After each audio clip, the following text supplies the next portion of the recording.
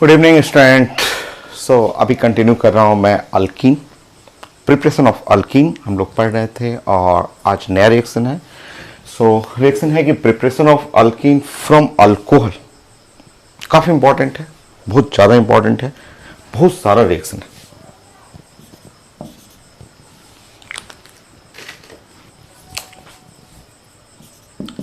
ये बहुत ज़्यादा इंपॉर्टेंट है। हम लोग पढ़ेंगे आज preparation of alkyne from alcohol. और अल्कोहल है तो अगर आप प्रिपरेशन पढ़ रहे हैं अल्कीन, ये हो गया 11th क्लास, और अल्कोहल आपको जो प्रॉपर्टी ऑफ अल्कोहल में आएगा वो 12th क्लास हो जाएगा। तो 11th क्लास भी हो गया, 12th क्लास हो गया। नीट के लिए, आईटी मेन और एडवांस के लिए। मेन और एडवांस में बहुत सारा क्वेश्चन, खूब वेरिएशन मिलेगा आपको। प्लेलिस्ट में अगर आप अल्कीन में जाएंगे तो ये 17 नंबर वीडियो है और यहाँ लेक्चर 8 हो जाएगा प्रिपरेशन ऑफ अल्कीन के लिए। एनसीईआरटी का भी पेज नंबर मैंने लिख दिया है, NCERT page number 380 point number 4। वहाँ सिंगल एग्जाम्पल है, ओनली वन एग्जाम्पल एनसीईआरटी में लिखा हुआ, सिर्फ एक एग्जाम्पल, बहुत छोटा एग्जाम्पल है। बट हम लोग को यहाँ पे पढ़ना है 50 एग्जाम्पल, जिसमें पहले मैं मेडिकल का स्टूडेंट के लिए, स्कूल के स्टूडेंट के लिए, उनके लिए मैं पहले कंप्लीट करूंगा और फिर आईडी एडवांस के लिए कुछ अलग वीडियो बनाऊंगा जो टफ रहेगा थोड़ा सा। तो अभी तो क्लास मेडिकल, स्कूल के लिए, 12th क्लास स्टूडेंट के लिए जो बोर्ड के एग्जाम के लिए भी तैयारी कर रहे हैं, बिहार बोर्ड से हो आप, चाहे सीबीएसई चाहे एसएससी बोर्ड, सबके लिए ये पढ़ना आपको। स्टार्ट करते हैं। Preparation of alkyne from alcohol, ये टॉपिक है आज हम लोग का। Bye dehydration of alcohol, alcohol का डिहाइड्रेशन करना है। छोटा छोटा पॉइंट जो एनसीईआरटी है, बस इतना ही पॉइंट है, यही पॉइंट है और एक सिंगल एग्जाम्पल है।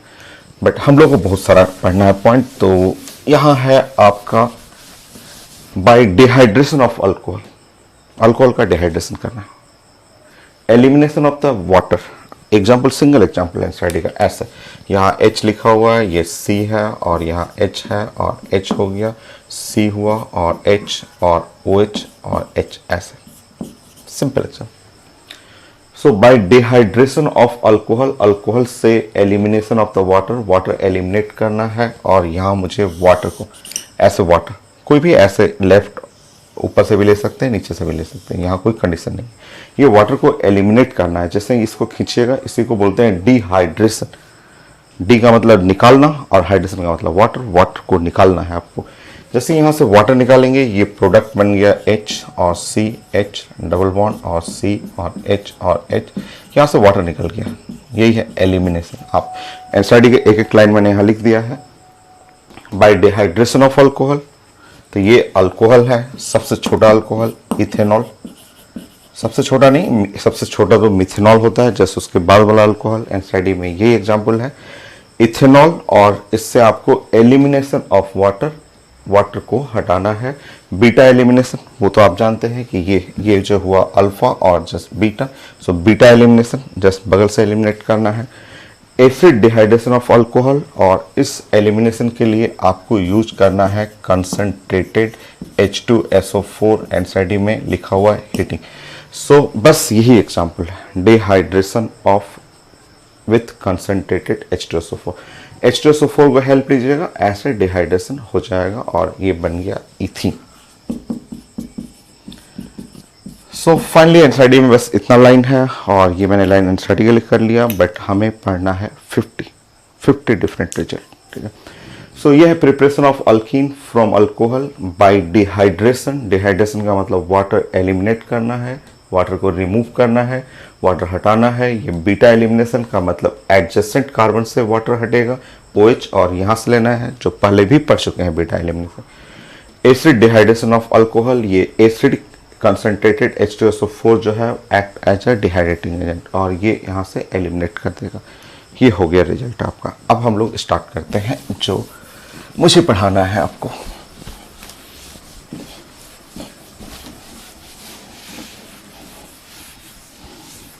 सबसे पहले बात करेंगे कि इस रिएक्शन के लिए रिएजेंट बेस्ट रिएजेंट जो है वो कंसंट्रेटेड H2SO4 है, पर अदर भी रिएजेंट है और रिएजेंट भी आपको पढ़ना है। आप यहां पे लिखेंगे first reagent for dehydration, for dehydration of alcohol.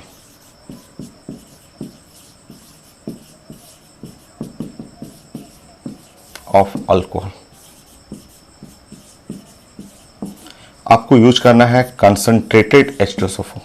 जो एनसाइड लिखा हुआ ये बेस्ट रिएजेंट यही है, कंसंट्रेटेड H2SO4। कई बार एग्जाम में हिंट लिखा रहेगा, कंसंट्रेटेड H2SO4 के जगह ऐसे लिख देगा कंसंट्रेटेड H+। ये कोडिंग है, एग्जाम का कोडिंग। या हो सकता है इसके जगह ऐसे लिख देगी कंसंट्रेटेड H+ की जगह H+ भी ऐसे भी लिखा जाता है, ये भी कोडिंग है।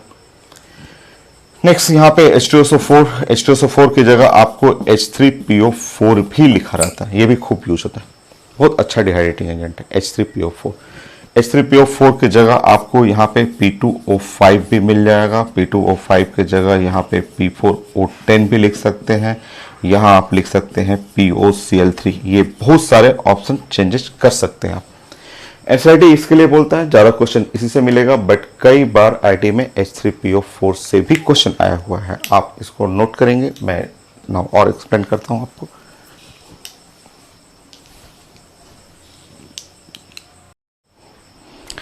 ये मैंने लिस्ट आपको लिख दिया कि ये डिहाइड्रेटिंग एजेंट एग्जाम में रहता है, आप उसको पहचानना है आपको।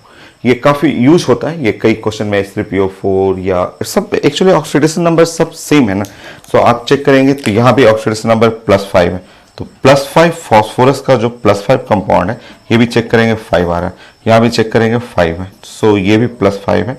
ये 5 कंपाउंड जो होते हैं ना वो एक अच्छे डिहाइड्रेटिंग एजेंट वाले कंपाउंड है, जो फॉस्फोरस +5 ऑक्सीडेशन नंबर वाले जो है। अच्छा, इसमें से सब में से बेस्ट जो है, सबसे बेस्ट डिहाइड्रेटिंग एजेंट तो कंसंट्रेटेड H2SO4 ही है, ये सबसे अच्छा है। ऑर्गेनिक में भी पढ़ेंगे आप, इनऑर्गेनिक में भी पढ़ेंगे। चेंजेस होगा, बट इसमें से आपका एक जो सबसे अच्छा आपको पहचानना है बेस्ट डिहाइड्रेटिंग एजेंट,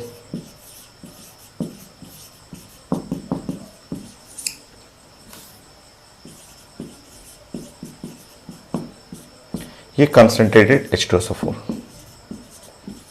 ये सबसे अच्छा डिहाइड्रेटिंग एजेंट है। आपको चेक करना हो कंसंट्रेटेड H2SO4 डिहाइड्रेटिंग एजेंट तो आप चेक कर सकते हैं। मैं घर में इसको चेक किया था, चेक करके मैंने देखा था और हो गया था। घर में है ना H2SO4, आपके घर में है H2SO4, बट वो कंसंट्रेटेड नहीं है, डाइल्यूट है, बहुत डाइल्यूट है, ठीक है। मैं आपको सिखा देता हूँ कैसे इसको टेस्ट करना है कंसंट्रेटेड H2SO4 को।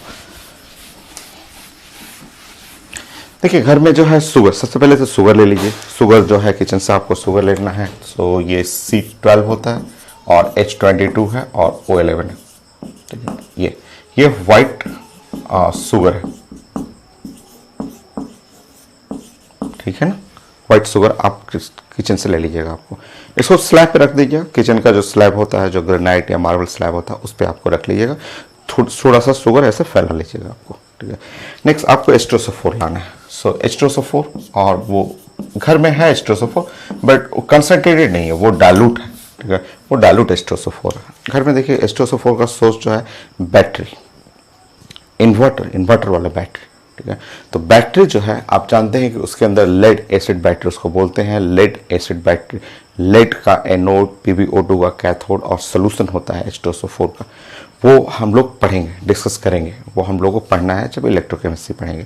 बट ये जानना है कि उसके अंदर H2SO4 होता है, जो सोल्यूशन है, जो इन्वर्टर घर में यूज होता है उसका जो बैटरी है, या घर में कार है उसका बैटरी है, हर बैटरी जितना भी होता है उसके अंदर H2SO4 रहेगा। बट उसको डायरेक्ट नहीं छूना है। देखिए वो है डाइल्यूट, आप जानते हैं उसमें डिस्टिल वाटर ऐड करते हैं, बट स्टिल उसका पावर बहुत स्ट्रांग रहता है। आपको छूइएगा, अगर हाथ से छू दीजिएगा, जस्ट या हाथ पे गिरेगा बंद कर देगा, जला देगा। कपड़े पे गिरेगा, कपड़े को जला देगा आपको, ठीक है। तो इसको आपको डायरेक्ट नहीं छूना, ठीक है।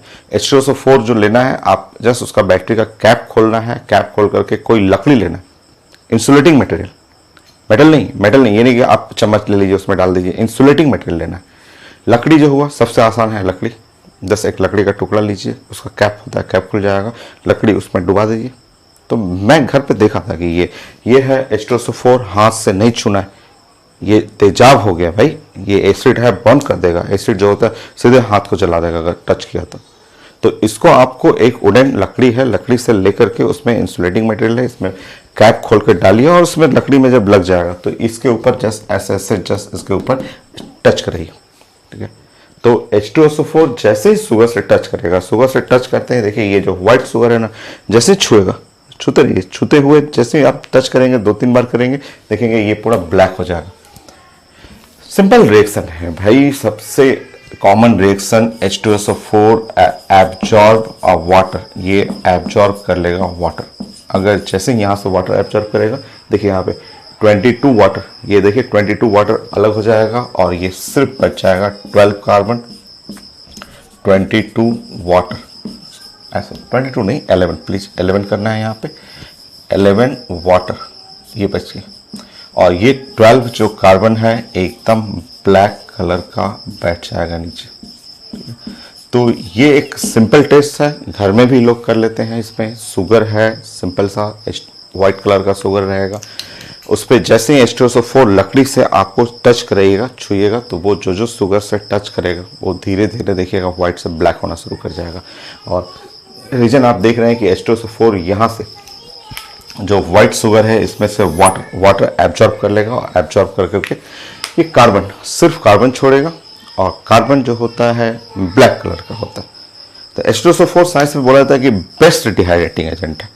इसका इनऑर्गेनिक में खूब यूज है, कॉम्प्लेक्स कंपाउंड पढ़ेंगे वहाँ भी एप्लीकेशन है। ऑर्गेनिक में देख रहे हैं यहाँ पे भी अल्कीन बनाने में यूज करते हैं। तो H2SO4 है एक best dehydrating agent.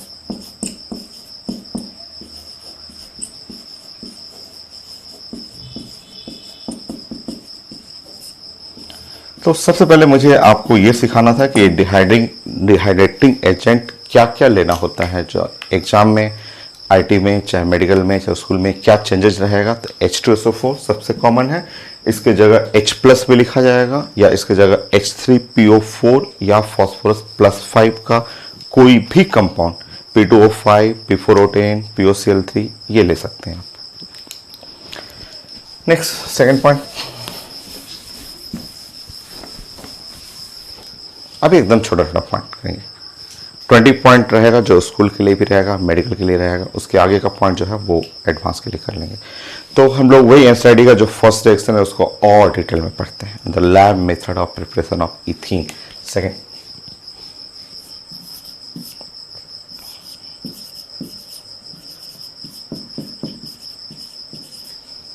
Of preparation of ethene.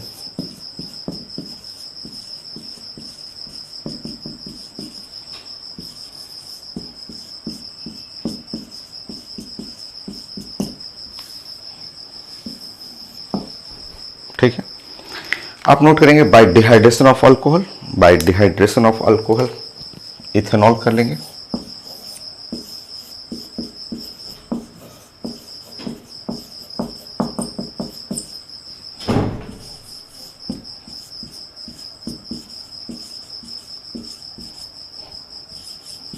With concentrated H2SO4 at 350 degree centigrade temperature. ये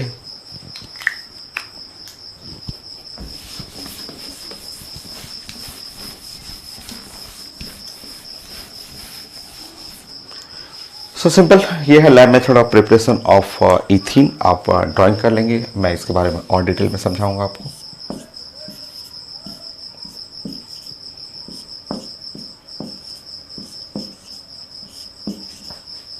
पोज करना है यहाँ पे आपको,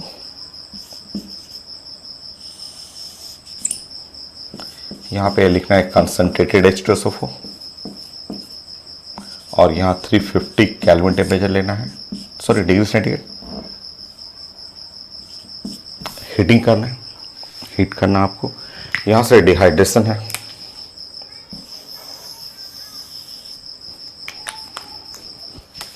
और ऐसे बना देना।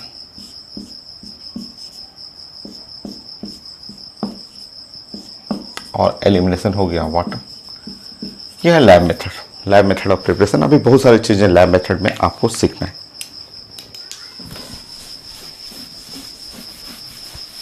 अब इसमें मैं स्टेप बाय स्टेप आपको सिखाता हूं।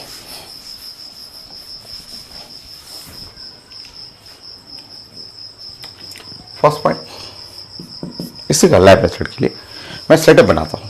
कैसे आपको एक्सपेरिमेंट करना है सेटअप मैं आपको बना लेता हूँ, फिर मैं आपको डिफाइन कर देता हूँ। तो मैं अभी बोर्ड पे सेटअप करता हूँ, तब तक वीडियो स्टॉप करता हूँ मैं।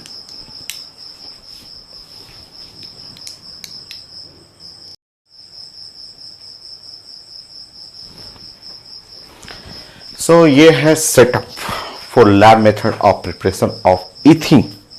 इथीन बनाने के लिए ये मेथड है। रिएक्शन कितना छोटा लग रहा था, एनसीईआरटी में भी एक लाइन में लिखा था, फट से ऐसे वाटर निकला, अलग हो गया, इथीन बन गया।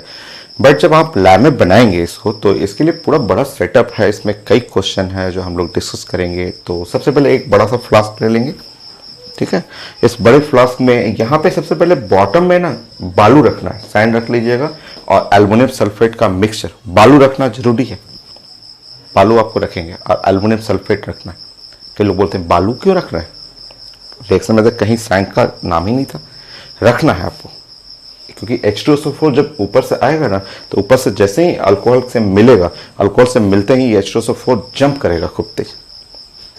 जैसे अगर आप कुकिंग करते हैं, कई बार खाना बना रहे हैं, और अगर ऑयल जो है हीट हो गया, पूरा हीट होगा ऑयल, और उसमें अगर आप कहीं गलती से पानी ऐसे डाल दीजिएगा, तो देखते हैं क्या होता है, पूरा फैलने लगेगा, पानी ऊपर की तरफ एकदम उछलना शुरू कर देता है। एकदम सेम सिचुएशन, सेम चीज़ है। अल्कोहल हुआ, और जैसे H2SO4 अल्कोहल को टच किया कि पूरा फैल जाएगा, एकदम ऊपर की तरफ उछलना शुरू करेगा। तो उस जंप को रोकने के लिए बालू डालेंगे हम लोग। बालू में जैसे आप चलते हैं, दौड़ते हैं, तो बालू में आपका पैर क्या होगा, फंस जाएगा। बालू में आप तेज नहीं दौड़ पाते हैं, क्योंकि आपका पैर जाओ क्या होगा, फंसना शुरू कर जाता है।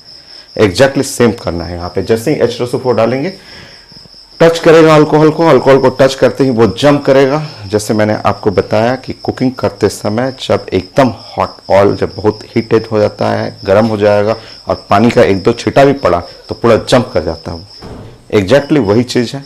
तो उस जंप को रजिस्ट करने के लिए मैं बालू डाल दूँ, बॉटम में पूरा बालू भरा रहेगा। ठीक है, चलिए बालू समझ में आ गया। ये Al2SO4 aluminium sulphate. Aluminium sulphate heat resistive material. क्या होता है कि जब H2SO4 मिलाइएगा ना, गर्म कर देगा, एकदम पूरा गर्म हो जाएगा, ओवर हीटेड हो जाएगा। तो एल्युमिनियम सल्फेट जो होता है ना, वो हीट को रोकेगा, हीट रेजिस्टिव होता है। बॉन्डिंग में आपको सिखाया था। फायर प्रूफ क्लॉथ, जो फायर प्रूफ क्लॉथ होता है वो बनता है एल्युमिनियम सल्फेट से, या घर में एल्युमिनियम फॉइल यूज करते हैं। जब आप स्कूल जाते हैं, लंच बॉक्स में जो फूड जो भी आप बनाते हैं घर से, जो फूड लंच बॉक्स में मिलता है, तो देखते हैं एल्युमिनियम फॉइल में रैप करके मिलता है। तो वो एल्युमिनियम जो है वो हीट रेजिस्टिव है, वो हीट अंदर का अंदर रहने देगा, बाहर नहीं जाने देगा। तो ये H2SO4 गिरते ही एक तो जंप करेगा, खूब तेज जंप करेगा, और खूब गर्म हो जाएगा। तो जंप को रोकने के लिए बालू डालेंगे नीचे में, हीट को रोकने के लिए एल्युमिनियम सल्फेट की हीट रेजिस्टिव, हीट आर पार ना निकल जाए। ठीक है, नीचे से गर्म करना है, 350 डिग्री सेंटीग्रेड थर्मामीटर लगाना है आपको। ये है इथेनॉल, अल्कोहल हो गया, ऊपर से ड्रॉप ड्रॉप ड्रॉप डालिएगा, तो यहाँ इथीन बन जाएगा। और लोग बोलते हैं ये कहाँ से है, CO2 SO2 ये कहाँ से आ गया, आएगा, मैं समझा दूंगा आपको। CO2 SO2 भी आएगा। ठीक है, चलिए तीनों लोग चला, यहाँ से तीनों लोग निकला, गैस है, तीनों गैस है, CH2 चला, CO2 भी गैस चला, और SO2 भी चला। तीनों इधर के रास्ते से ऐसा चलना शुरू कर देगा। अब मुझे इसमें से हटाना है CO2 SO2, ये दोनों को हटाना है। CO2 SO2, ये CO2 एसिडिक नेचर होता है, नॉन मेटल ऑक्साइड है। SO2 भी एसिडिक नेचर होता है, ये नॉन मेटल का ऑक्साइड है। तो पूरा गैस को एक पाइप के थ्रू ले जाऊंगा, NaOH में डाल दूंगा। NaOH के बारे में आप जानते हैं कि स्ट्रॉन्ग बेस है। NaOH बहुत पावरफुल बेस है। ये बेस एसिड को एब्जॉर्ब कर लेगा, तो CO2 को SO2 को बेस पकड़ लेगा और इसको छोड़ देगा, इससे रिएक्शन नहीं करता है। ये तो न्यूट्रल है, अल्केन है, ऑर्गेनिक है। ऑर्गेनिक से NaOH थोड़ा रिएक्शन करेगा।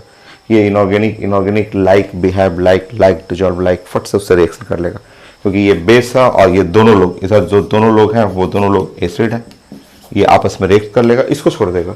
इसको छोड़ा, ये बाहर निकला, गैस है, बाहर निकला, इस लाइन से अब चलेगा सिर्फ CH2 double bond CH2। Organic not soluble in water, dissolve नहीं करेगा। ये यहाँ से पाइप से वाटर के ऊपर कलेक्ट कर लीजिए। Preparation of gas over water, ये वाटर के ऊपर प्रिपेयर करके ये मॉइस्ट इथीन बन गया। यह lab method of preparation of ethene, ये आपको जानना था। तो ये हो गया, सैंड का रोल समझ में आया, एल्युमिनियम सल्फेट का रोल समझ में आ गया, मैं लिखवा दूंगा। बट यहाँ पे आप कई लोग बोलते हैं ये नहीं समझ में आ रहा है, CO2 SO2 ये कहाँ से आया, क्योंकि रिएक्शन में भी ये कहीं दिख नहीं रहा था, क्योंकि ये सिंपल सा रिएक्शन है। एनसीईआरटी भी बहुत छोटा सा एक लाइन तो लिखा हुआ है, एक ही रिएक्शन है कि बस ये ऐसे हटा देना है। H2SO4 इस पे अटैक करेगा और यहाँ पे हीटिंग करना है 350 डिग्री सेंटीग्रेड पे, यहाँ इसको हटा देगा और यहाँ वाटर बन जाएगा। सिंपल सा रिएक्शन है। सो ये कहाँ से आया, ये वाटर बन गया, ये CO2 कहाँ से आ गया, इसमें SO2 कहाँ से आ गया। सो आएगा, मैं हिंट दे देता हूँ, मैं लिखवा दूंगा आपको अच्छे से। सल्फर का ऑक्सीडेशन नंबर +6 है, ये +6 हाईएस्ट ऑक्सीडेशन स्टेट में है और हाईएस्ट ऑक्सीडेशन स्टेट में ये एक बेस्ट ऑक्सीडाइजिंग एजेंट है। तो होगा क्या कि डिहाइड्रेशन तो करेगा, प्राइमरी रिएक्शन है डिहाइड्रेशन, वो तो कर देगा, बट सेकेंडरी रिएक्शन इसके साथ साथ इसको ऑक्सीडाइज कर देगा और अपने आप को रिड्यूस कर लेगा। सो H2SO4 एक स्ट्रॉन्ग ऑक्सीडाइजिंग एजेंट भी है। तो प्राइमरी रिएक्शन यही रहेगा, बट सेकेंडरी रिएक्शन इसके साथ साथ ये जरूर करेगा, अपने आप को रिड्यूस करके यहाँ SO2 में चला जाएगा और इस कार्बन को ऑक्सीडाइज करके CO2 में चला जाएगा। है माइनर, कम है, बट होगा जरूर। और इन दोनों एसिड को एब्जॉर्ब करने के लिए मैं NaOH का हेल्प लूंगा एंड देन यहाँ से प्योर आपको इथीन बन जाएगा। सो मैं इसको डिस्कस कर दूंगा। इसमें एल्युमिनियम सल्फेट लिख देता हूँ, सैंड के बारे में बता दूंगा, ये CO2 SO2 कहाँ से आया, कैसे हटाना है, आपको समझने के लिए मैंने एक एक पॉइंट बता दिया आपको। बाकी मैं लिखवा देता हूँ लैब मेथड ऑफ प्रिपरेशन, क्योंकि ये पढ़ रहे हैं हम लोग अभी स्कूल के लिए, मेडिकल के लिए और IT मेन एडवांस के लिए। तो 20 पॉइंट सिंपल पॉइंट रहेगा, जो कि एम्स में भी पूछा हुआ है, वो सब क्वेश्चन मैं डिस्कस कर लूँगा। बाकी 30 क्वेश्चन जो है वो IT एडवांस के लिए और मेन के लिए रहेगा, वो अलग रहेगा। सो मैं एक एक्सप्लेन करता हूँ सारा चीज़ें, एक एक पॉइंट में पॉइंट बच करके यहाँ इसके बारे में पहले लिख देता हूँ आपको।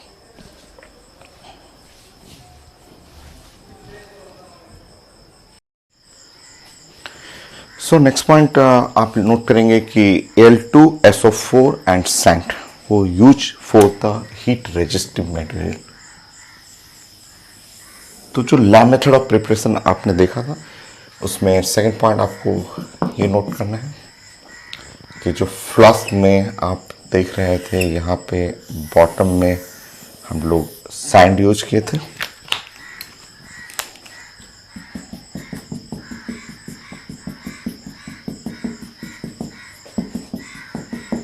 सो यहाँ पे आप नोट करेंगे कि ये सैंड और प्लस एल्युमिनियम सल्फेट, ये हीट रेजिस्टिव मटेरियल है। एल्युमिनियम सल्फेट हम लोग पढ़े हुए थे कि ये हीट रेजिस्टिव, वो हीट को बढ़ने नहीं देगा, हीट को जस्ट बोलते हैं कि ये बाहर नहीं, कंटेनर से बाहर नहीं जाएगा, हीट को रेजिस्ट करेगा, रोकने की कोशिश करता है। और सैंड तो है तो जंप जो होगा H2SO4 उसको रोकता है। हीट रेजिस्टिव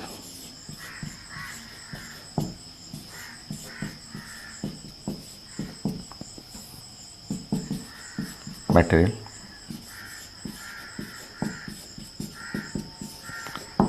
सैंड भी होता है, सैंड भी हीट रेजिस्टिव होता है। कहीं भी देखते हैं कि आग लगता है तो लोग बालू भी डालता है, तो बालू डालने से भी हीट को रुकता है, वहाँ पे रुकेगा, आपको हीट का इंटेंसिटी बढ़ेगा नहीं। तो ये कॉन्सेप्ट है H2SO4 के लिए, क्योंकि अगर आप ऊपर से H2SO4 आप ऐसे आप पाइप के थ्रू जैसे आप H2SO4 इस पे आप डालेंगे तो वो तो एक तो जंप करेगा। लास्ट क्लास जो इससे पहले वाले पॉइंट में मैंने डिस्कस किया था, और जंप करेगा तो वो बालू उसको जस्ट जंप नहीं होने देगा, बालू अंदर में, बालू के अंदर ये दब जाएगा। और एल्युमिनियम सल्फेट जो होता है आइडियोबैटिक मटेरियल है, वो हीट को पार नहीं होने देगा, यहाँ से ग्लास के बल्ब के रास्ते से हीट बाहर नहीं निकल पाएगा। सेकेंड पॉइंट हो गया। थर्ड पॉइंट, आपको इस रिएक्शन में CO2 एंड SO2 भी बना था, तो वो आप नोट कर लेंगे। जैसे रिएक्शन ये था आपका,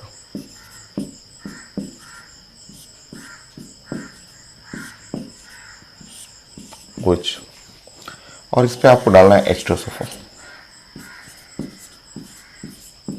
ठीक है। ठीक, थोड़ा सा हीट करना है। आप नियरली 350 डिग्री सेंटीग्रेड तक आप हीट कर रहे हैं और इस तरह डिहाइड्रेशन से आपको बन गया अल्कीन, साथ में यहाँ वाटर। ये आपका मेन रिएक्शन तो यही है कि आपका ऐसे वाटर डिहाइड्रेशन होगा, अल्कीन। बट इसमें बाई प्रोडक्ट में CO2 और SO2 भी बनता है, तो उसका रीजन आप लिख लेंगे कि थोड़ा सा स्मॉल अमाउंट में CO2 SO2 भी बनता है।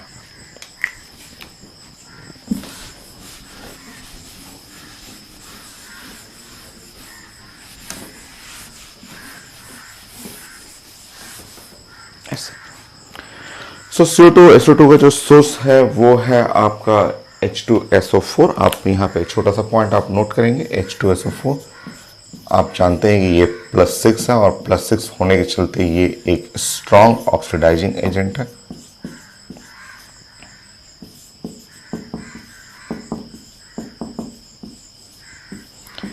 So strong oxidising agent reduce करेगा। तो इस रिएक्शन में थोड़ा सा होता है, बहुत ज़्यादा तो नहीं। मेजर प्रोडक्ट तो अल्कीन ही है और थोड़ा सा माइनर प्रोडक्ट में SO2 और CO2 बनेगा, क्योंकि जब रिएक्शन होगा तो ये ऑक्सीडाइजिंग एजेंट रिड्यूस करके SO2 में जाएगा और ये कार्बन जो है ऑक्सीडाइज करके CO2 में जाएगा। तो यहाँ जो SO2 आया था, SO2 form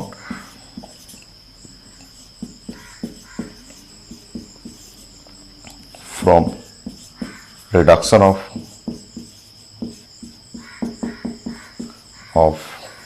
H2SO4।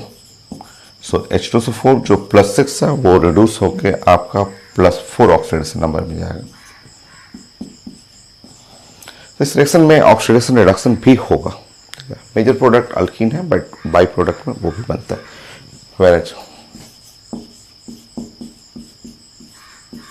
CO2 form from oxidation of alcohol, ये इसके ऑक्सीडेशन से, इसके रिडक्शन से SO2, इसके ऑक्सीडेशन से CO2 बनेगा। Form from oxidation of alcohol,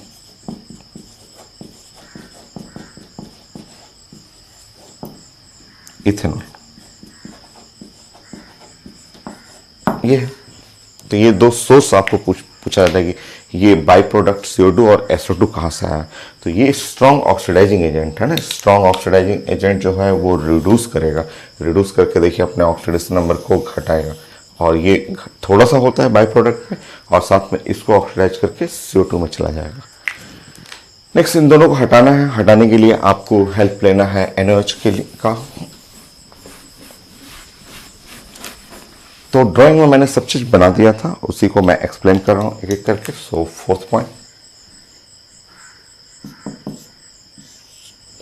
आप जानते हैं CO2 हुआ और SO2, ये दोनों नॉन मेटल के ऑक्साइड है और नॉन मेटल का ऑक्साइड एसिडिक होता है और एसिड को हटाना है। एसिड को हटाने के लिए आप हेल्प लीजिए बेस का। सो यहां पे आप नोट करना है कि ये दोनों नॉन मेटल ऑक्साइड हैं।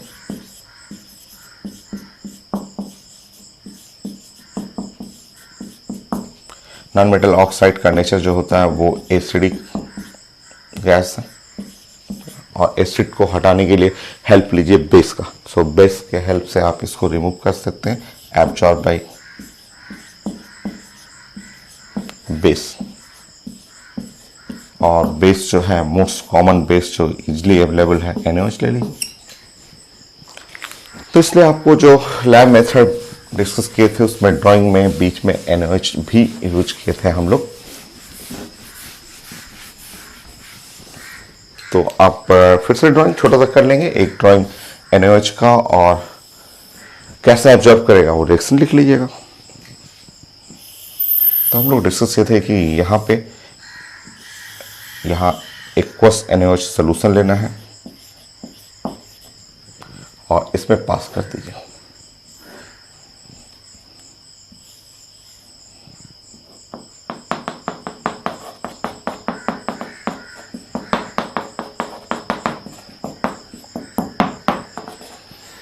सो यहाँ हम लोग डिस्कस किए थे कि ये जो आपका इस लाइन से जो प्रोडक्ट बनेगा ये CH2 और डबल बॉन्ड और CH2 ये आएगा, साथ में CO2 आएगा, साथ में SO2 आएगा। और जैसे ये गैस इसमें एंटर किया, जैसे ये CO2 और SO2, ये इन दोनों गैस को ये एब्जॉर्ब कर लेगा और ये गैस को एब्जॉर्ब नहीं करेगा। CH2 ये न्यूट्रल है ना, न्यूट्रल गैस बाहर निकल जाएगा।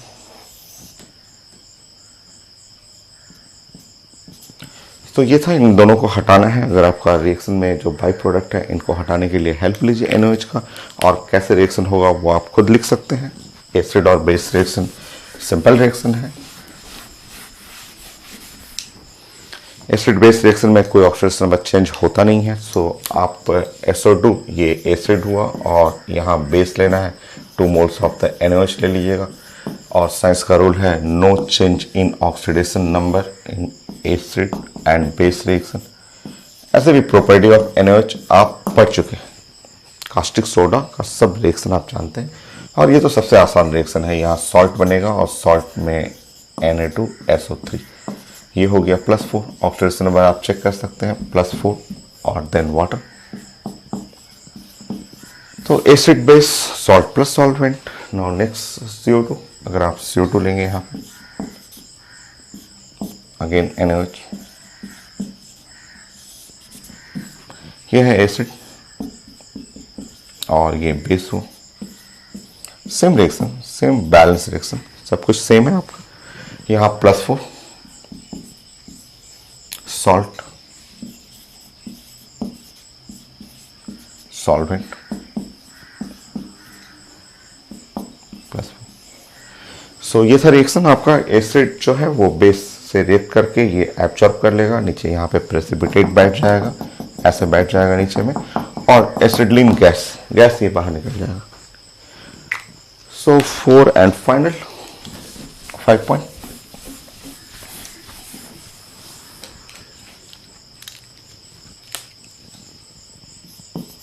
तो इस तरह फाइनल प्रोडक्ट जो बिना अल्कीन बना, और अल्कीन एक नॉन पोलर कोवलेंट है, नॉट सोल्यूबल इन वाटर, इसलिए इसको प्रिपरेशन ओवर वाटर के ऊपर प्रिपेयर करना है। So last line is the final product.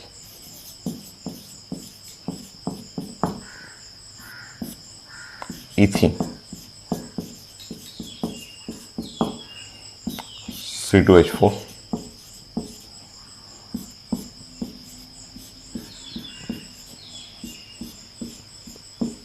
हो गई थी। ये है नॉन पोलर कोवलेंट है और not soluble in water, so water में डिजॉल्व नहीं होगा, तो ये प्रिपेयर्ड ओवर वाटर बनेगा आपको। सो मैंने आपको दिखाया था ड्राइंग में कि ये नॉन पोलर कोवलेंट है।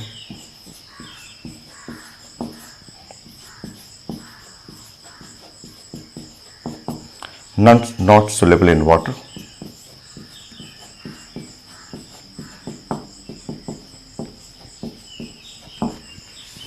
हो गया। ये था lab method of preparation of ethene, जो मैंने ड्राइंग बना दिया था। ड्राइंग में जो जो मैंने यूज किया वो सारा आपको यहाँ पे डिस्कस कर चुका हूँ।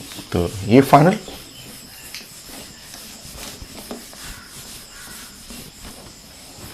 अभी बहुत पढ़ना है। तो ये स्कूल के लिए हुआ आपका कि डिहाइड्रेशन, पहले की डिहाइड्रेटिंग रिएजेंट कौन कौन से लेना है, दूसरा ये lab method of preparation, ethene को प्रिपेयर करने के लिए लैब में कैसे सेटअप बनाना है, बालू सैंड क्यों लेना है, एल्यूमिनियम सल्फेट क्यों यूज करना है, NaOH मीडियम क्यों लेना है आपका, और फाइनली इसको प्रिपेयर करना है ओवर वाटर। तो ये लैब मेथड ऑफ प्रिपरेशन ये फाइनल। सो आप नोट करेंगे एक पॉइंट। नेक्स्ट मैं आपको इसका मैकेनिज्म का प्लानिंग करता हूँ, ये कैसे वर्क करता है ये रिएक्शन।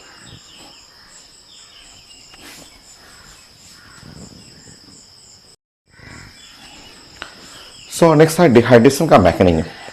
इसमें भी कई पॉइंट है, 5-6 पॉइंट होगा, डिफरेंट पॉइंट, वो हम लोग डिस्कस करते हैं स्टेप बाय स्टेप। आपको जानना है, ये मेडिकल स्टूडेंट को भी जानना है, चाहे आप स्कूल के लिए भी स्टूडेंट है तब भी आपको जानना है। सो मैकेनिज्म फॉर डिहाइड्रेशन में प्लानिंग करते हैं। नंबर 1, आप नंबर 1 में सबसे पहले ऐसे लिख लेंगे,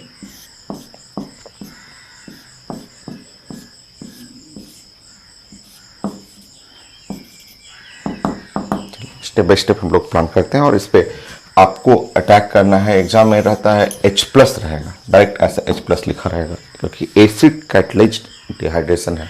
सो एसिड कैटलाइज्ड डिहाइड्रेशन, सो ये एसिड आपको लेना है, या इसके जगह पे आप कंसंट्रेटेड H2SO4 लेंगे और प्रोडक्ट जो बन जाएगा वो अल्कीन, ऐसा प्रोडक्ट बनता है। तो अभी कैसे प्रोसीड करता है, क्या स्टेप है, वो हम लोगों को डिस्कस करना है।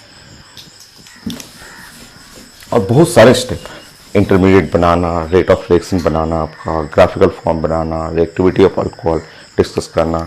तो सबसे फर्स्ट स्टेप इसमें ये होता है कि ये जो आपका H+ है वो यहाँ पे अटैक करेगा। ये H+ जो है, आप O और H ऐसे देख रहे हैं, देखिए यहाँ पे लोन पेयर आता है ना, फिनॉल अल्कोहल के ऑक्सीजन के ऊपर लोन पेयर रहेगा। तो H+ सबसे पहले H+ ये यहीं पे अटैक करता है, यहाँ ऐसे अटैक करेगा इस जगह पे, और अटैक करके ये आप एक ट्रांजिशन स्टेट टाइप का ही कहिए, आप ऐसा बना लेते हैं O, और यहाँ पे H और लोन पेयर एक ही रहेगा और ये प्लस है, ऐसे बनेगा इस टाइप का। सो ये आपका डिफिशेंट है, एसिड है, ये एसिड अटैक करके ये लोन पेयर ऑक्सीजन के ऊपर अटैक करेगा और अटैक करके ये एक कंपाउंड बनाएगा। वो ब्रेक कर जाता है, वो तुरंत ब्रेक कर जाएगा, वो स्टेबल नहीं होता है, वो ब्रेक करेगा। बट क्वेश्चन आता है, ढेर सारा क्वेश्चन पूछा जाता है। फिर उसके बाद ये डिसोसिएट कर जाएगा, ऐसे ब्रेक कर जाएगा और ब्रेक करके यहाँ से अलग हो जाएगा और ये इंटरमीडिएट कार्बोकेटायन, यहाँ एक कार्बोकेटायन बना देता है, ये इंटरमीडिएट कार्बोकेटायन बना देता है। सो यहाँ पे वाटर अलग हो गया, ये इंटरमीडिएट अभी प्रोडक्ट नहीं है। तो पूछा जाता है कि H+ जो एसिड है, H2SO4 है, उसका रोल क्या है, वो क्या करने आया था H2SO4 या H+ का, ये पूछा हुआ पेपर में, IT में ही पूछा हुआ है कि what is function of H+ का फंक्शन क्या है। तो H+ अटैक करेगा यहाँ लोन पेयर पे और एक ऐसा कंपाउंड बनाएगा, और इस कंपाउंड का लिविंग ग्रुप एबिलिटी, इसका जो लिविंग छोड़ने की एबिलिटी है ना, वो हाई कर देता है। ये अब छोड़ना, जैसे इसको आप बोलिएगा यहाँ पे लीव करने के लिए बोलिएगा तो वीक लिविंग ग्रुप है, ये जल्दी हटता नहीं है। बट जैसे ही यहाँ पे आप कैटलिस्ट डाल रहे हैं, H+ डालेंगे, H+ इस ऑक्सीजन से बॉन्ड बनाएगा और बॉन्ड बना के ये जो लिविंग ग्रुप एबिलिटी है, इसको छोड़ने के ग्रुप है ना, अब बढ़ जाएगा, अब वो छोड़ने के लिए तैयार है। ठीक है, यहाँ लीव करना है, यहाँ बोलते हैं कि ये बॉन्ड को ब्रेक करना अब ईजी है। ठीक है, ये एक अच्छा लिविंग ग्रुप है, गुड लिविंग ग्रुप। ये नहीं छोड़ता, अगर आप इससे कहिएगा तो ऐसे तोड़ने के लिए कहिएगा तो ये बॉन्ड छूटता नहीं, ये नहीं छोड़ेगा। सो सबसे पहले H+ अटैक करेगा, अटैक करके एक इस टाइप का कंपाउंड बनाएगा जो कि लिविंग ग्रुप हाई है उसका, वो तुरंत लीव कर देगा, हट जाता है और हट करके इंटरमीडिएट बनाएगा। तो यहाँ पे लिविंग ग्रुप एबिलिटी, ये गुड लिविंग ग्रुप, यहाँ पे आप लिख लेंगे।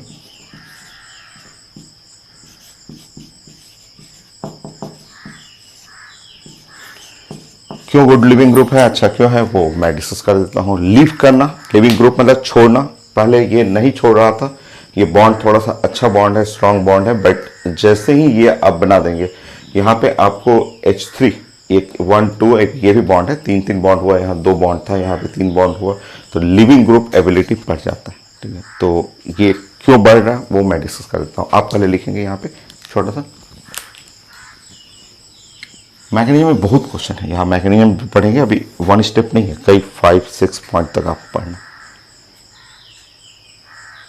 सो आप यहाँ पे पूछा हुआ पेपर में कि फंक्शन ऑफ H+ क्या है।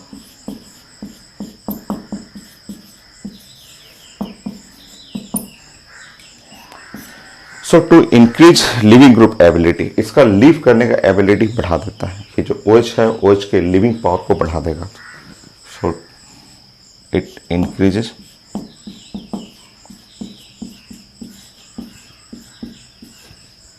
the living group ability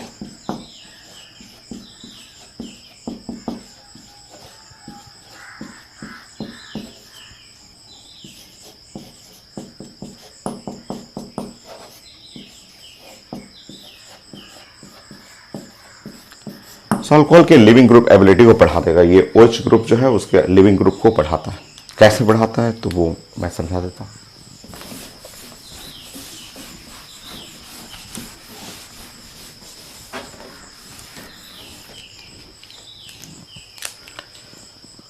आपको ऑर्गेनिक में पढ़ना है लिविंग ग्रुप लीव करने का जो टेंडेंसी है, हटने का जो आपका रिएक्टेंट है उससे अलग होने का जो टेंडेंसी है, वो डिपेंड करता है एसिडिक नेचर पे। सो आप यहाँ पे छोटा सा लाइन लिखेंगे, ये एग्जाम में आता भी है पेपर में, कि लिविंग ग्रुप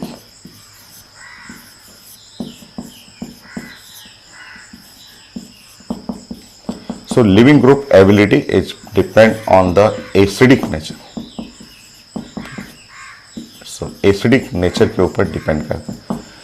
बेस्ट एसिड जितना अच्छा एसिड है उतना अच्छा लिविंग ग्रुप है, तुरंत छोड़ देता है ग्रुप। तो एसिड में हम लोग डिस्कस करेंगे एसिड बेस में, बट छोटा सा ये पॉइंट तो आप बता ही सकते हैं, इतना छोटा सा पॉइंट कि अगर मैं आपको यहाँ पे दो ऑप्शन दूं, मान लीजिए वाटर आपको दूं और OH माइनस दूं, ऐसे दो ऐसे ऑप्शन दूं, तो दोनों में अच्छा एसिड ऑफकोर्स वाटर अच्छा एसिड होगा, ये तो बेस है, OH माइनस बेस, ये कम से कम वाटर न्यूट्रल तो होता है।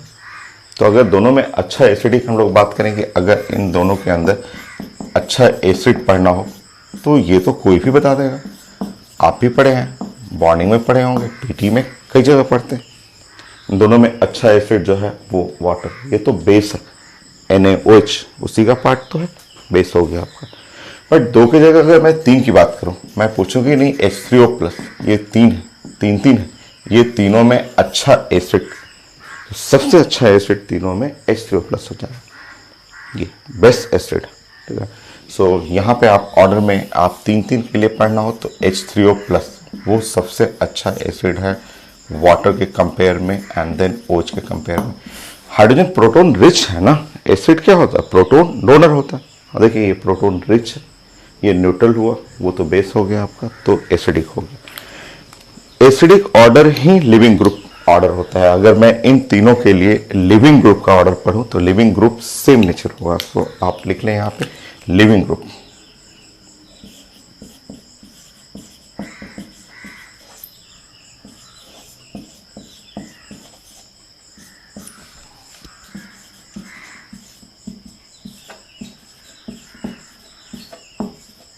तो लिविंग ग्रुप एबिलिटी एकदम सेम रहेगा क्योंकि वो डिपेंड करता है एसिडिक नेचर पे।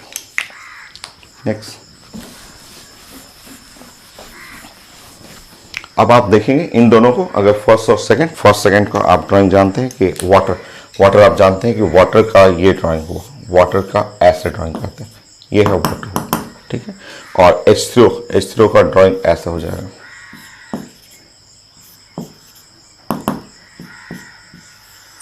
हो गया ना। तो आपने क्या बोला कि इन दोनों में ये एक अच्छा लिविंग ग्रुप, आपने यहाँ लिखा H3O+ एंड वाटर, ये बेटर लिविंग ग्रुप है। एग्जैक्टली सेम जो हुआ था यहाँ पे, अगर मैं यहाँ पे अल्कोहल ले लूँ, मान लीजिए कि अल्कोहल ऐसे ले लिया, ऐसा, और अल्कोहल में अगर मैं ऐसे कर लूँ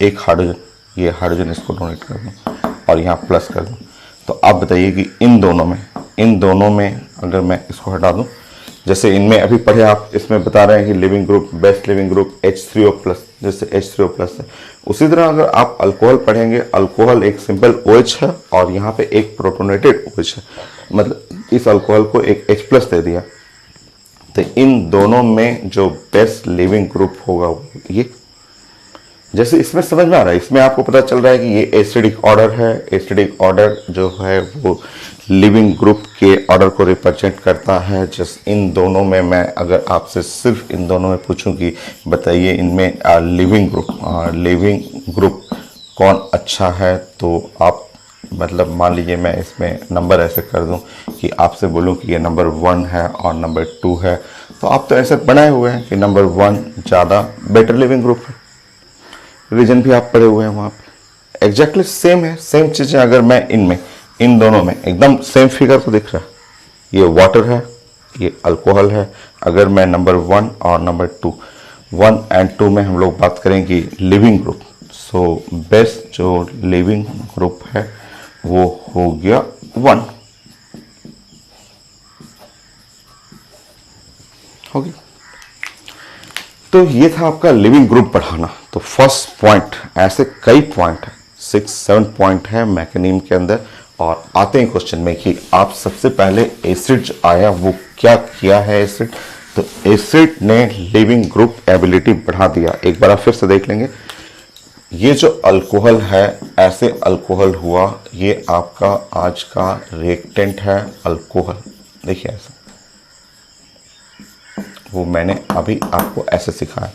मैं बोला था कि अगर जैसे ही ये H+, ये या यही चीज है कंसंट्रेटेड H2SO4, या आप लिखा हुआ है कि एसिड कैटेलाइज्ड डिहाइड्रेशन।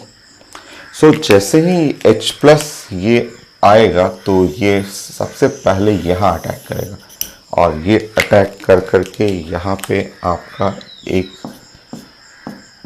ऐसा प्रोडक्ट बना देगा,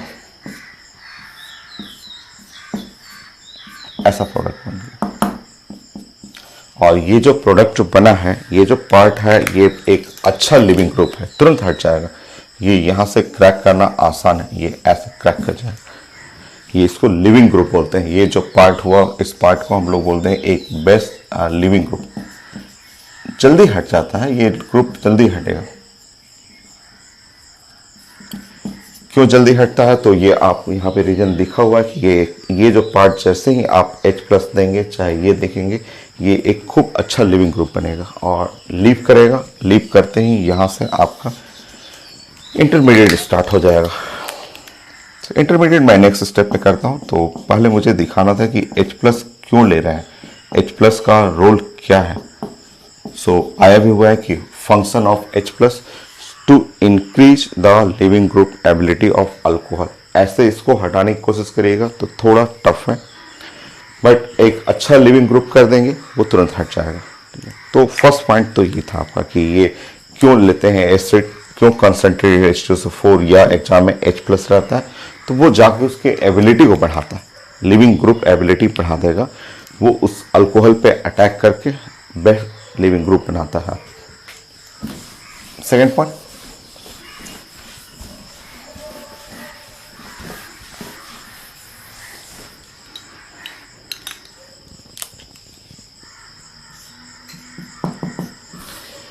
तब आपने ये सीख लिया कि ये इसमें कैसे लीव करना है। लीव करने के बाद अब हम लोग यहाँ बस सिर्फ आप थ्योरेटिकल रिजल्ट है जो जानना है, हम लोग मैकेनिज्म में इसको काउंट नहीं करेंगे। अब आप ऐसे डायरेक्ट ऐसे सीखेंगे कि ये अल्कोहल है और ऐसे आप डायरेक्ट करेंगे कि H प्लस आया है और वो इस पर अटैक करेगा और अटैक करके इसको ऐसे कट कर देगा।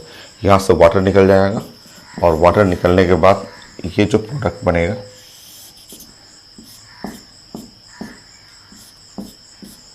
ये जो प्रोडक्ट बना, ये प्रोडक्ट नहीं इंटरमीडिएट। तो इस रिएक्शन का इंटरमीडिएट हुआ कार्बोकेटाइन। तो आप यहां पे लिखेंगे ये इंटरमीडिएट,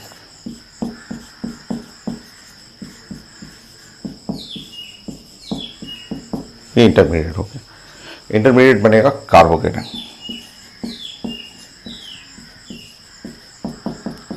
सो डिहाइड्रेशन में आपको पढ़ना है कि डिहाइड्रेशन ऑफ अल्कोहल में इंटरमीडिएट बनेगा, इंटरमीडिएट में कार्बोकेटाइन, और कार्बोकेटाइन में बेस्ट स्टेबिलिटी कौन रहेगा, 1 डिग्री, 2 डिग्री, 3 डिग्री। आप कई बार पढ़ चुके हैं the best carbocation 3 degree carbocation. So stability of carbocation,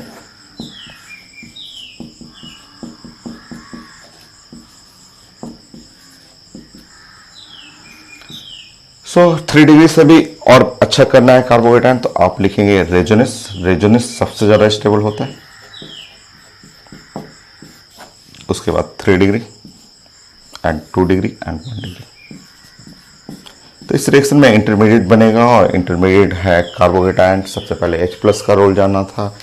H plus का रोल समझने के बाद आप जैसे इस पर अटैक करेंगे ये क्रैक कर देगा, लीव करा देगा जल्दी से इसको, और एक अच्छा इंटरमीडिएट बनाना है आपको।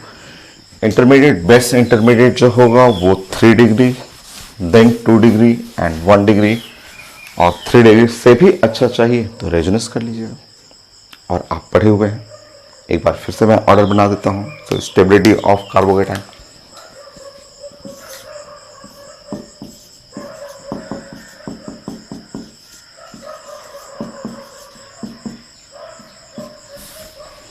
सो कार्बोकेटाइन का स्टेबिलिटी ऑर्डर एक बार फिर से आप देख लेंगे कि सबसे ज़्यादा स्टेबल रेजोनेंस और मैक्सिमम रेजोनेंस। सो आप अगर बेस्ट कार्बोकेटाइन बनाना हो, और भी होता है, इससे भी अच्छा कार्बोकेटाइन होता है, बट आपका जो जनरल ऑर्डर है वो यही है। आपके सिलेबस में ये इतना ही है, इससे आप बहुत चीज़ें बना लेंगे क्वेश्चन। देखिए ये 3 डिग्री है, ये खूब अच्छा है। 3 डिग्री है, तीनों जगह left side carbon, right side carbon, bottom side carbon 3 degree है, बट बहुत सारा रेजोनेंस, 15 रेजोनेंस। एक बेंजीन रिंग होगा तो बेंजीन रिंग के साथ ये 5 टाइम रेजोनेंस करता है। वो पढ़ेंगे एरोमेटिक, जब टॉपिक इसके बाद आएगा एरोमेटिक, उसमें देखेंगे कि 5 टाइम रेजोनेंस करता है।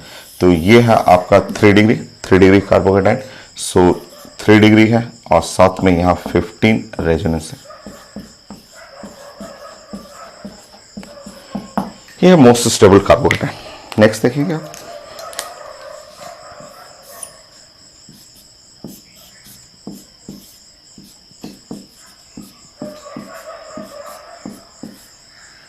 देखिए ये 2 डिग्री हो गई और साथ में यहां 10 रेजोनेंस, ऐसे कर लेंगे। नेक्स्ट देखिए,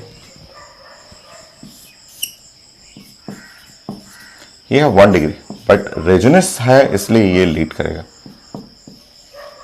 सो 1 डिग्री है, बट है तो इसमें 5 रेजोनेंस। नेक्स्ट एल्डिहाइड भी बना लीजिए, ऐसे CH2 डबल बॉन्ड CH और CH2+, ऐसे कर लेंगे। ये भी 1 डिग्री है और इसमें ज़्यादा रेजोनेंस नहीं है, 2 रेजोनेंस। अब लिखिएगा, मैं इसको वीडियो चेक कर लेता हूँ एक बार।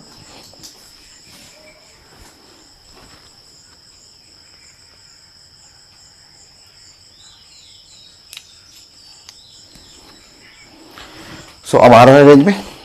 सो ये है स्टेबिलिटी ऑफ कार्बोकेटाइन और रेजोनेंस।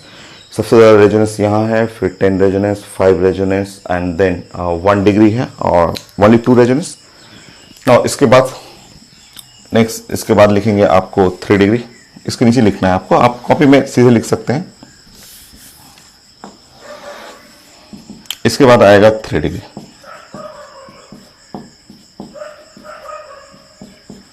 ये है 3 डिग्री, सिंपल 3 डिग्री। रेजोनेंस सबसे आगे लीड करेगा, वो भी सबसे ज्यादा रेजोनेंस जिसमें 15 है बेस्ट होगा, then 10 resonance, 5 resonance, 2 resonance, then 3 degree हो गया, 2 डिग्री,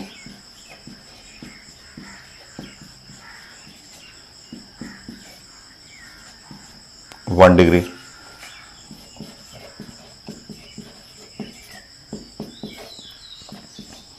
लास्ट में CH3 हो गया। सो ये है स्टेबिलिटी ऑफ कार्बोकेटाइन, जो आप पहले भी पढ़ चुके हैं और इसका जरूरत पड़ेगा, खूब अच्छे अच्छे क्वेश्चन में इसका जरूरत पड़ेगा। सो इसमें इंटरमीडिएट बना कार्बोकेटाइन, और कार्बोकेटाइन जितना ज़्यादा स्टेबल आप पढ़े हुए हैं कि intermediate most stable, reaction fast होगा।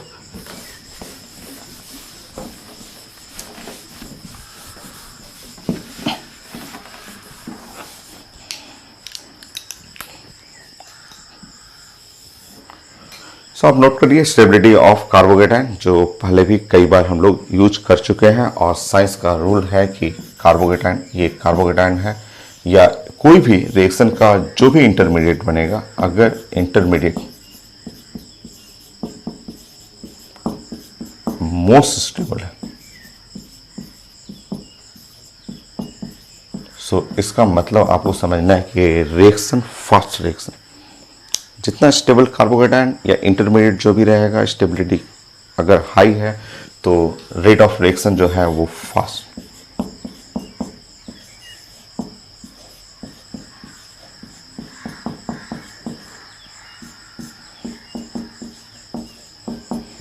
तो ये आपका हर रिएक्शन में एप्लीकेबल है कि रिएक्शन का अगर इंटरमीडिएट मोस्ट स्टेबल है तो रिएक्शन होगा फास्ट।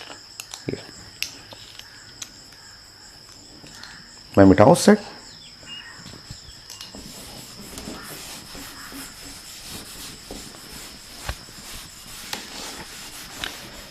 सो अब आप बताएंगे कि इसमें कौन सा अल्कोहल मोस्ट रिएक्टिव रहेगा टुवर्ड डिहाइड्रेशन।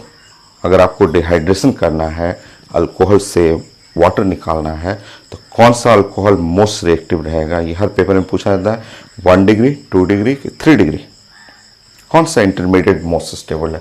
जो इंटरमीडिएट मोस्ट स्टेबल है वो कार्बोकेटाइन, अगर ये मोस्ट स्टेबल कार्बोकेटाइन 3 डिग्री है तो 3 डिग्री अल्कोहल मोस्ट रिएक्टिव होगा। सो थर्ड पॉइंट आप इसमें इस डिहाइड्रेशन के लिए आपको मैकेनिज्म का नेक्स्ट पॉइंट इसी से रिलेट करिए, ठीक है। So order of reactivity of alcohol,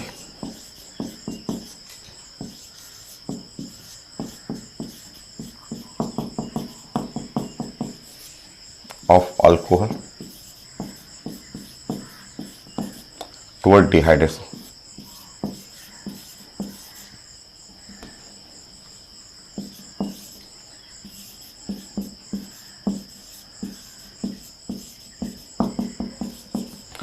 so dehydration में रिएक्टिविटी ऑफ अल्कोहल, तो आपको ऑर्डर लिखना है 3 degree alcohol, then 2 degree alcohol, then 1 degree alcohol. Reason लिखना होगा तो आप बोलेंगे due to stability of carbocation. So इसके नीचे अगर आपको रीजन लिखना है कि क्यों, सो आप लिखना है due to stability of carbocation.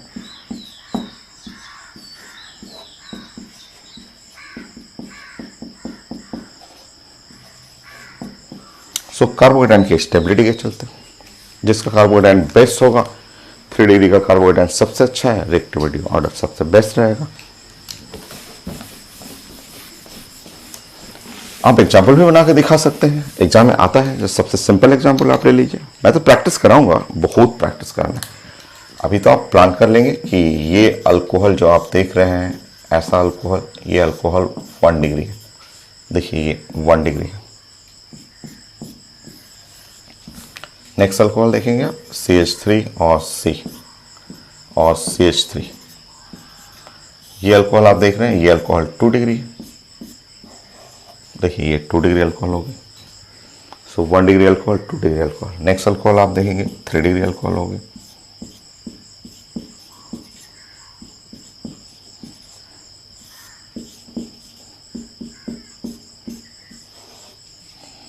देखिए सो पूछा जाता है कि रिएक्टिविटी टुवर्ड डिहाइड्रेशन, अगर आप डिहाइड्रेशन इसमें से वाटर हटाना है, सब में से वाटर हटाना है, most reactive 3 degree, 2 degree, 1 degree.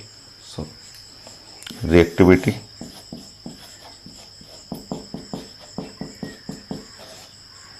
Toward dehydration,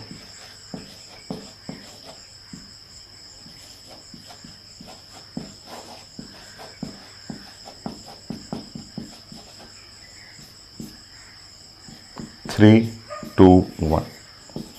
तो कोई चीज़ साइंस में यहाँ रटना नहीं है, आपको सब समझना है। बेस्ट 3 डिग्री हुआ क्योंकि इंटरमीडिएट इसका सबसे अच्छा बनेगा।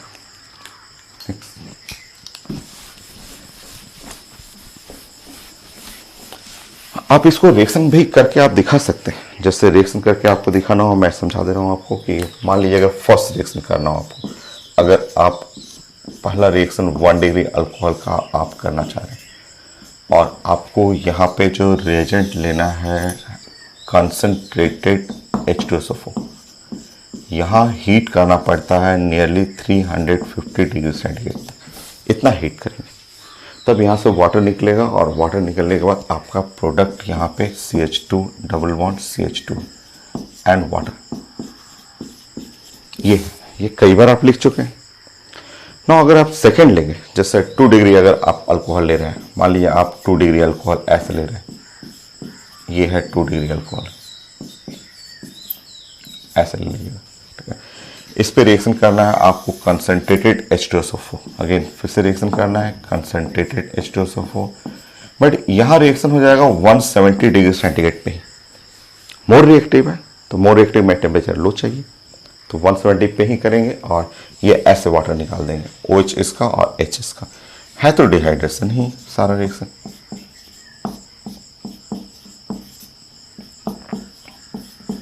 होगी 3 डिग्री और रिएक्टिव है, इससे भी ज़्यादा रिएक्टिव है, 3 डिग्री आप बना लेंगे।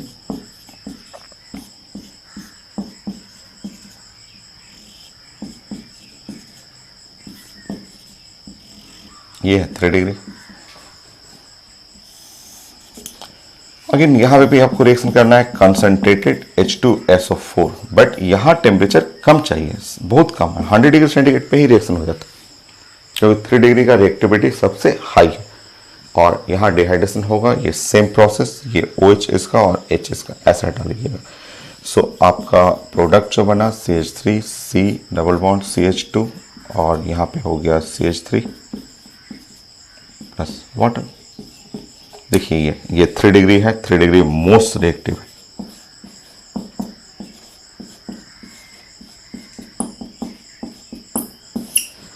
सो उसके लिए लो टेम्परेचर चाहिए, आप ऐसे बना सकते हैं। तो आज अभी मैकेनिज्म में क्या क्या आपने सीखा, एक तो रोल ऑफ H+, जो एसिड आप यूज कर रहे हैं, कंसनट्रेटेड H2SO4 यूज कर रहे हैं या डायरेक्ट H+ लिखा जाता है, वो कैटलिस्ट है, उसका रोल क्या था, तो लिविंग ग्रुप एबिलिटी को बढ़ा दिया। बढ़ाने के बाद उसने इंटरमीडिएट फॉर्मेशन किया। इंटरमीडिएट है कार्बोकेटाइन। कार्बोकेटाइन का स्टेबिलिटी ऑर्डर आपने सीखा जो पहले भी पढ़ा हुआ था, और कार्बोकेटाइन के बेसिस पे आपने पढ़ा रिएक्टिविटी ऑर्डर की। अगर बेस्ट कार्बोकेटाइन है, मोस्ट रिएक्टिव अल्कोहल हो गया। तो यहाँ तक आप नोट करेंगे। अभी और भी स्टेप है। अब जो अल्कीन, मान लीजिए अल्कीन बना, यहाँ तो सिंगल सिंगल अल्कीन बनेगा, बहुत सारे अल्कीन बनने लगते हैं। कई क्वेश्चन मैं प्रैक्टिस कराऊंगा, उसमें 3-3, 4-4 अल्कीन बनेगा, तो उसमें मेजर प्रोडक्ट कौन होगा वो डिस्कस करना है। सो पहले पढ़ा हुआ, बट रिवीजन करेंगे हम लोग, खूब रिवीजन करते रहेंगे। सो यहाँ नोट करेंगे, नेक्स्ट पॉइंट में डिस्कस करता हूँ।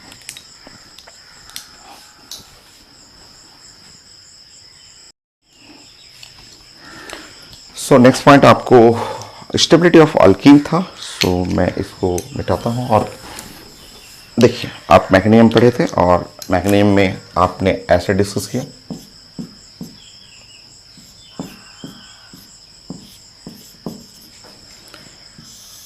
कि एसिड है जिसका मतलब है कंसंट्रेटेड H2SO4 या अदर रिएजेंट भी, जो मैंने फर्स्ट पॉइंट में डिस्कस किया था आपको। ये इस पे अटैक करेंगे, ये यहाँ पे अटैक करके इस जगह से ये वाटर हट जाएगा और आपको यहाँ पे इंटरमीडिएट मिलेगा। ये है इंटरमीडिएट जो कार्बोहाइड्रेट है। इंटरमीडिएट जस्ट अपने बगल में, अगर यहाँ पे जस्ट बगल में, क्योंकि ये बीटा एलिमिनेशन है तो वहाँ से आपका H+ हटा देगा। ये बगल से यहाँ से H+ हट जाता है, क्योंकि ये एग्जाम्पल बीटा एलिमिनेशन था। तो अगर अल्फा ये लेंगे तो बगल वाले हाइड्रोजन से एलिमिनेट करना है। जब आप एलिमिनेट करेंगे तो ये प्रोडक्ट बनेगा अल्कीन। अल्कीन होगा, ये है प्रोडक्ट। अब जब आप प्रैक्टिस करेंगे, जब मैं रिएक्शन आपको डिस्कस करूंगा और खूब प्रैक्टिस कराऊंगा, तो उसमें एक एक रिएक्टेंट जो रहेगा उसके कई प्रोडक्ट बनते हैं। वो अल्कीन बनेगा, बहुत सारा अल्कीन, 3 हो सकता है, 4 हो सकता है, 5 तक अल्कीन बनता है। उन अल्कीन में जो मेजर अल्कीन रहेगा, जो मोस्ट स्टेबल अल्कीन, जो मेजर प्रोडक्ट में काउंट जो करेंगे हम लोग, वो स्टेबिलिटी ऑर्डर के ऊपर, जो आप पहले भी डिहाइड्रो हैलोजेनेशन में पढ़ चुके हैं। आप एक बार फिर से यहां देखेंगे। सो स्टेबिलिटी ऑफ अल्कीन,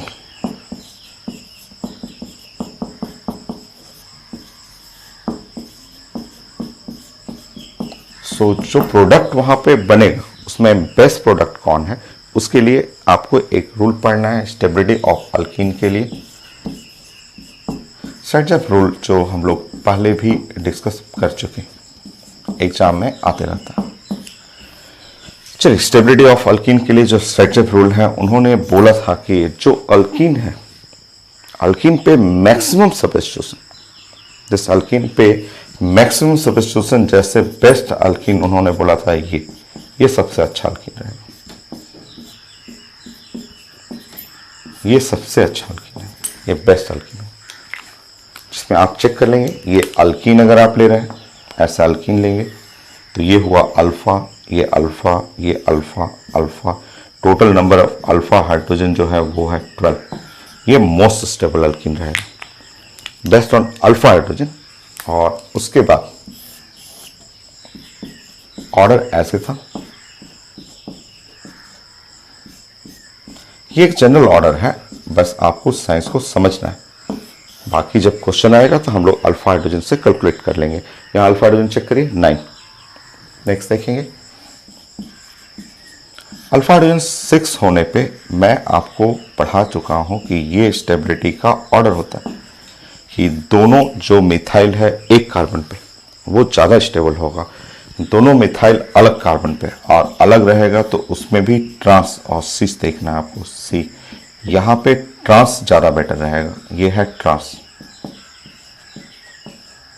उसके बाद आपको करना है सिस, नेक्स्ट यहाँ के बाद आप नोट करेंगे, फिर नीचे आ जाएंगे।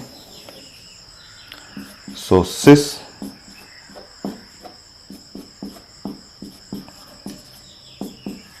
ये है सिस, ये है। नेक्स्ट उसके बाद एक ही मिथाइल रहेगा। अगर आप एक मिथाइल करेंगे CH3 CH double bond CH2, और लास्ट में अगर कुछ भी मिथाइल नहीं रहे, हो गया। ये था आपका स्टेबिलिटी ऑर्डर, क्योंकि जब आप अल्कीन बनाएंगे प्रोडक्ट तो हम लोग डिस्कस करेंगे खूब सारे क्वेश्चन, और उसमें देखेंगे कि बहुत सारा अल्कीन बनेगा। सो उन अल्कीन में से मेजर कौन प्रोडक्ट है वो डिपेंड करता है उसके पास अल्फा हाइड्रोजन। जैसे अल्फा हाइड्रोजन यहाँ 12 लिए, अल्फा हाइड्रोजन यहाँ पे 9, ये है अल्फा, ये अल्फा हुआ और ये अल्फा हुआ 9। यहाँ पे आप चेक करेंगे तो अल्फा हाइड्रोजन यहाँ पे है 6, यहाँ पे भी अल्फा हाइड्रोजन आप चेक करेंगे, अल्फा हाइड्रोजन 6, यहाँ आप चेक करेंगे अल्फा हाइड्रोजन जो है वो 6, यहाँ अल्फा हाइड्रोजन जो है वो है 3, यहाँ अल्फा हाइड्रोजन ये है 0। सो आप पहले भी पढ़े हुए हैं, बट रिपीट करते रहेंगे हम लोग कि बेस्ट अल्कीन जिसके पास maximum number of alpha hydrogen, ये सर्जर रूल था आपका। यस, सर्जप ने ये बोला था कि ऐसे बोला था कि ये अगर अल्कीन बनेगा, ये अल्कीन बनेगा। सो अल्कीन पे अगर मैक्सिमम अल्काइल, ये अल्काइल मैक्सिमम अल्काइल रहेगा, वो मेजर प्रोडक्ट बनेगा। ये जैसे इसमें देखिए, इस अल्कीन में 1 मिथाइल 2 मिथाइल 3 मिथाइल 4 मिथाइल, जबकि इसमें 1 2 3। तो सर्जप ये भी रूल कहलाता है अल्फा हाइड्रोजन के कॉन्सेप्ट पे भी। या आप बोल सकते हैं कि alkene which contain maximum number of alkyl on double bond, alkyl substitution जो है defined as the most stable alkene. Most stable का मतलब मेजर प्रोडक्ट, तो आप ऐसे भी लिख सकते हैं। सो मोस्ट स्टेबल अल्कीन और मेजर प्रोडक्ट लिखेंगे, ये मेजर प्रोडक्ट है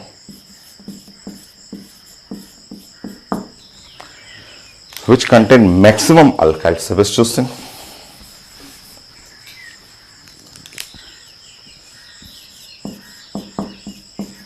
which contain maximum alkyl substitution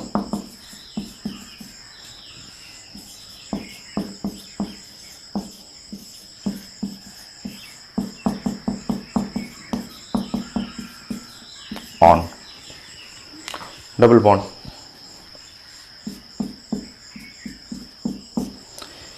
ये है आपका सर्जप का रूल, ये भी है। और फाइनल जो अरेंजमेंट करना है वो based on alpha hydrogen.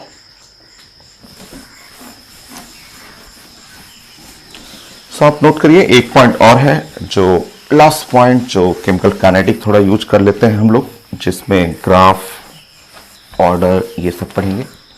Note करिए।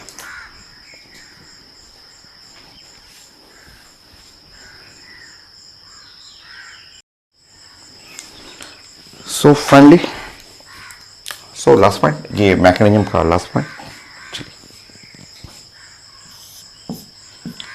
ये था अल्कोहल। सो मैकेनिज्म हम लोग ऐसे फॉलो करेंगे कि ये H+ हो,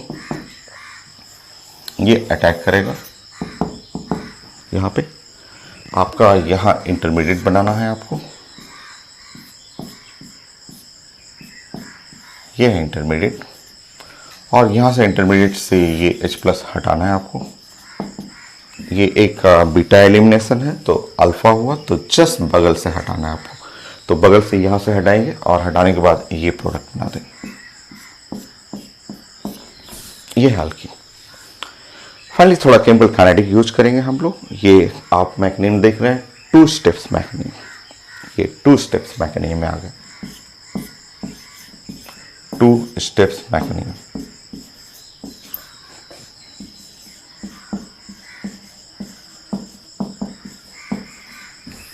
ठीक है।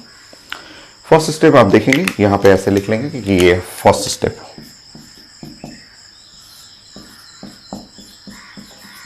ये first step. First step slow है, ये स्टेप स्लो होता है, पूछा जाता है पेपर में कि फर्स्ट स्टेप जो है वो स्लो।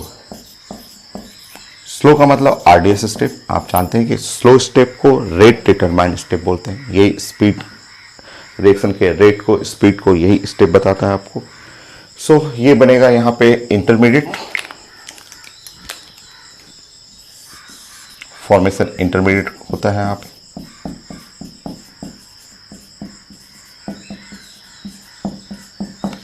ये स्टेप सेकंड स्टेप है, ये थोड़ा फास्ट रहेगा।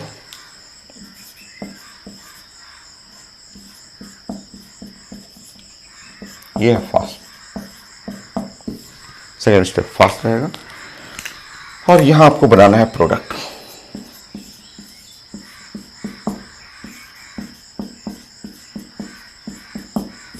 ये हो गया। तो इसमें आपको ये जाना था कि आपका ये जो अल्कोहल है, अल्कोहल का डिहाइड्रेशन 2 स्टेप्स मैकेनिज्म रहेगा। 2 स्टेप में फर्स्ट स्टेप जो है वो फर्स्ट स्टेप रहेगा slow step, RDS step, rate determine step, intermediate बनेगा। इंटरमीडिएट आप देख रहे हैं कि एक कार्बोकेटायन है जो पढ़ चुके हैं, स्टेबिलिटी, इसमें रिएक्टिविटी ऑर्डर, प्रोडक्ट बनेगा, वो प्रोडक्ट की स्टेबिलिटी के बारे में पढ़ चुके हैं। नाउ केमिकल काइनेटिक थोड़ा यूज करना है। केमिकल काइनेटिक में अगर इस रिएक्शन का रेट इक्वेशन बनाएंगे, आप जानते हैं काइनेटिक में रेट एक एक्सपेरिमेंटल वैल्यू है। जब आप इसका रेट इक्वेशन लिखते हैं तो रेट इक्वेशन के आएगा, और के लिखने के बाद यहाँ जो अल्कोहल आप देख रहे हैं, ये जो कंसंट्रेशन ऑफ अल्कोहल होता है इस पे पावर 1 होता है, और जो एसिड है एक्चुअली वो कैटलिस्ट है, इस पे कोई पावर नहीं होता, पावर 0 रहेगा। ये एक एक्सपेरिमेंटल रिजल्ट है, ये थ्योरी से नहीं पता चलेगा, ऑर्डर एक्सपेरिमेंटल रिजल्ट होता है। जब आप एक्सपेरिमेंट करने जाएंगे तो ये rate depend on the concentration of the reactant, catalyst पे नहीं, ये एक्सप्रेस कैटलिस्ट है। अच्छा, अब इसके हेल्प से जब आप ऑर्डर बनाएंगे तो ऑर्डर जो होता है वो ऐसे लिखते हैं, इसका पावर 1 और इसका पावर 0, 1 + 0, ये एक फर्स्ट ऑर्डर रिएक्शन है। और फर्स्ट ऑर्डर रिएक्शन को ये एलिमिनेशन है, एलिमिनेट कर रहा है, इसको हम लोग बोलते हैं E1 एलिमिनेशन। इसको आप लिखेंगे, ये एग्जाम्पल है E1 एलिमिनेशन। E1 रिएक्शन कर लेंगे,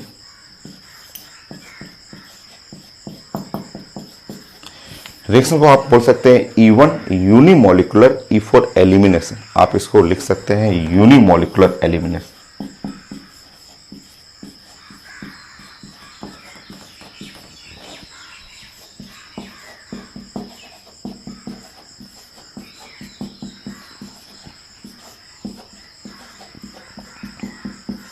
तो ये मैकेनिज्म में ये सब चीज़ें जानना था कि ये 2 स्टेप्स का मैकेनिज्म है।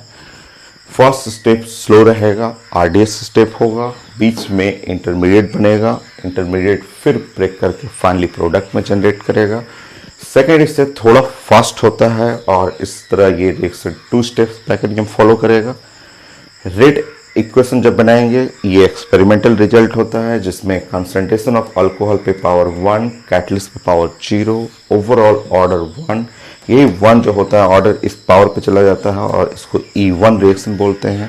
यूनिमोलिकुलर एलिमिनेशन, क्योंकि फाइनली तो हट ही रहा है, आपका H और OH एलिमिनेट हो रहा है, तो एलिमिनेट करके प्रोडक्ट बन रहा है। ग्राफ आपको प्रेजेंट करना हो तो ग्राफ आप ऐसे प्रेजेंट करेंगे। आप सब जानते हैं केमिकल काइनेटिक भी आपका पढ़ा हुआ है टॉपिक, तो आप यहाँ पे लिख सकते हैं एनर्जी,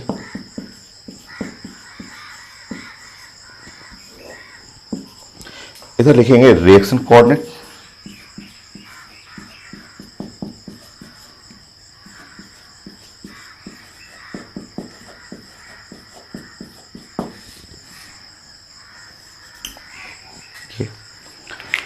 और आपका ये ग्राफ है 2 स्टेप्स मैकेनिज्म है। 2 स्टेप्स मैकेनिज्म में ऐसे आपको लिखना चाहिए कि यहाँ से आपका रिएक्टेंट शुरू हुआ और ये बीच में कुछ देर के लिए ऐसे बैठेगा और फिर वो कन्वर्ट करके प्रोडक्ट तक आएगा। ये है आपका मैकेनिज्म। आपका यहाँ पे ऐसे लिखना है कि ये मेरा अल्कोहल हो गया, ऐसे लिख दीजिएगा, और COH हो गया, यहाँ अटैक करना है H+, ये रिएक्टेंट हुआ। ये फर्स्ट स्टेप है। फर्स्ट स्टेप ये जो है स्टेप काफ़ी स्लो रहेगा, फर्स्ट स्टेप स्लो स्टेप। ये आरडीएस है, ये बीच में यहाँ पे आपको बनेगा R+, आर प्लस जो बना वो इंटरमीडिएट, ये इंटरमीडिएट बन गया आर प्लस, और फाइनली प्रोडक्ट, वो प्रोडक्ट इधर बनेगा। हो गया। ये है रिएक्शन आपका E1 mechanism, E1 elimination, intermediate यहाँ बनेगा, और फिर फर्स्ट स्टेप इसको बोलते हैं, आप पढ़ चुके हैं काइनेटिक में कि ये स्टेप जाना थोड़ा सा आपका स्लो स्टेप रहेगा, यहाँ से यहाँ तक जाना, ये हम लोग पढ़ चुके हैं कि ये फर्स्ट स्टेप, और ये है आपका सेकेंड स्टेप। सेकेंड स्टेप ये जो है वो फास्ट रहेगा, तो ये तुरंत ऐसे ऊपर पहुंच जाएगा और प्रोडक्ट में कन्वर्ट करेगा। ये मैकेनिज्म मेरा कंप्लीट। सो आज के लिए इतना ही था, जिसमें मैंने पूरा डिफिनीशन मैकेनिज्म कंप्लीट कर दिया। नेक्स्ट क्लास प्रैक्टिस है, डिहाइड्रेशन ऑफ अल्कोहल प्रैक्टिस करेंगे, तो खूब सारा मेडिकल क्वेश्चन मैं कर दूंगा, स्कूल का क्वेश्चन कर दूंगा, और जब ढेर सारा क्वेश्चन हो जाएगा पीएमटी का, तो फिर आईटी के लिए अलग से, आईटी एडवांस का, आईटी मेन का अलग क्वेश्चन, उसका क्वेश्चन अलग रहता है, थोड़ा टफ रहेगा। तो पहले पीएमटी मैं करूँगा एंड देन उसके बाद आईटी मेन और एडवांस।